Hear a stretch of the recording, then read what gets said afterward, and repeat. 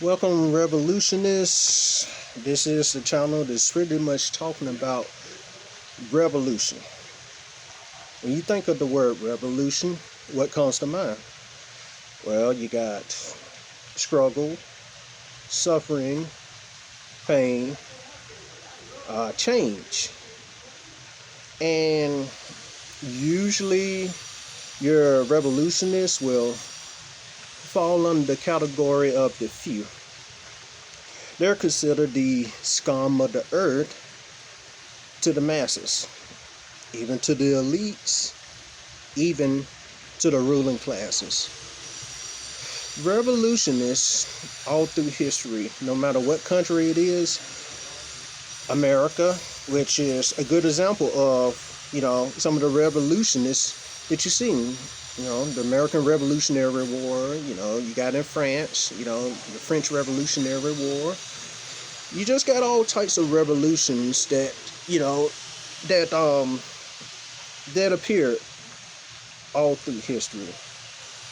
Usually when you see or at least hear about a revolution, it's usually because a particular individual or a few individuals or even a group of individuals see something that's out of order.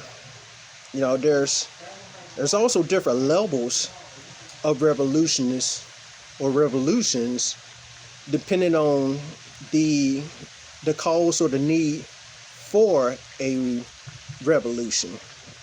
A revolutionist, they pretty much are unsatisfied with what is happening, in the current and present moment. Usually is within a government, usually is within a certain societal class. And whatever that revolutionist is, I like to call this as the equation of a revolutionist. The equation of a revolutionist is radical change plus the struggle equals revolutionist. Now, why do I use that expression, or why do I use that equation? Well, again, what I said earlier, radical change. This change is desperately needed in the current time. That particular individual or group of individuals, they're fed up. They're sick or tired of the present power. Sometimes, a lot of times really, it's usually the abuse of power or the lack of power in certain states, in certain areas. So therefore, they feel change need to happen. And, there's different types of revolutions. There's your peaceful revolutions, and there are your violent revolutions. Your peaceful, it can be like a march, or maybe, an individual is pleading towards somebody with some type of power or authority. They come to some type of talk. They want to talk this thing out to see if the change comes without any type of violence, insults, or any type of harm towards individual. And then, of course, there's your violent ones, where really your violent revolutions tends to start when your peaceful talks, constant talks towards the other party, or, and of course, both views have different, are totally different from one another. So they try all efforts. And sometimes it could be one peace talk, and then it just completely just goes out the window. Like a good example, your American Revolutionary War. Benjamin Franklin, one of the founding fathers of this country in America, as where I live in now, he was also a prime minister of England. I could be wrong on that, but I think he was also a prime minister of England. In other words, he's sort of like the mouthpiece of a country, representing the country. So, Benjamin Franklin, he went to the British. He spoke to the British, or at least some of those with with a high status or a high position. Constantly talk, fell on deaf ears, and that didn't work. So only thing you got left is violence. Yes, I'm totally against violence, and I'm pretty sure most people are. But correct me if I'm wrong. Sometimes when you try desperately to talk, sometimes, I know many people don't agree with me on this, but sometimes violence may be necessary. You look all through history, people talk, try to persuade a certain class or certain government ruler or what have you, and the talks fall on either deaf ears or is just completely just made light of. Revolutions become violence. No matter how you look at it, we as a people, doesn't matter, where you come from, what race or whatever your political belief is, it's always going to be somebody don't agree with something. And pretty much a revolutionist is one who that's the main foundation, don't agree with something. It's something, and usually because it's oppressive, or one class or one ruler's favor more than the vast majority. So revolutions must happen. As a matter of fact, even our bodies, our mindsets, supposed to be revolutionary. It's supposed to.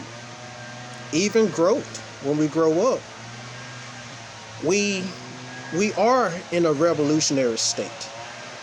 When you're a child, eventually you have to be an adult.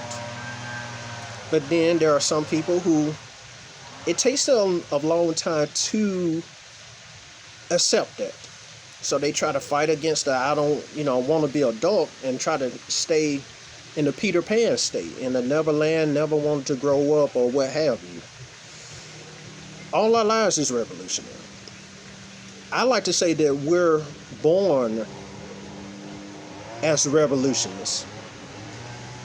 And to whoever refuse to become revolutionists, to me, those are slaves. They're passive slaves. Oh, I don't want to say this because it might offend people, or I just want to stay in my belief because it makes me more comfortable. And to me, I think those people are slaves. They really are slaves because they go with the, they're like the plank that's up in the water in the ocean, and they just go with the flow. Go with the flow. Hey, it just feels comfortable, and if it lands over here, I just stay at that state. So yeah, that's pretty much an introductory of being a revolutionist. I mean, of course, there's more talk, that I'm going to speak on concerning revolution. I will get to that later on, but I'm just giving you pretty much like an introductory, / my definition on it. I love, I love the subject. I even love the word revolution or revolutionist, because it's part of our daily life. Those are the ones that live on, even after they die. The ones who become slaves, who don't speak out against it, or, any wrong, or just don't speak out at all, or they're pretty much a yes man. They agree with whatever. Those people would die, and no one will remember their name. I think the only time they will be remembered is how pathetic and sorry they are for not addressing a change. Not addressing it and just accepting whatever comes may. So that's my introductory video, and again, I know I'm gonna speak more on that, but I just want to give my definition on it, and of course I'm gonna read more and more about it, and it's a learning process. All revolutionists have to learn, because even when it comes to the opposing power will change their strategies. A revolutionist also must change and also adapt as in not accept what's going on, with the oppressive power, but adapt as in, when the oppressive power fights, in a different type of fighting way, then you must adapt, or at least be hip to it, or have some type of preparation to it. So all revolutionists, be strong. Thank you for watching. And I hope that whatever I said, again, speak your mind, speak your criticism. If there's anything you don't agree with, or maybe, you may know a little about it, or maybe if I said anything that may not agree, or maybe completely wrong, please let me know. Comment, share, like, whatever. Please let me know, because we're all revolutionists, no matter where we are. And the goal is to be world changers and bring peace. To bring peace means to continually bring peace to a world that wants to remain the same, and also in a world that don't want change. Stay strong, my revolutionary brothers and sisters, and I will talk to you all later.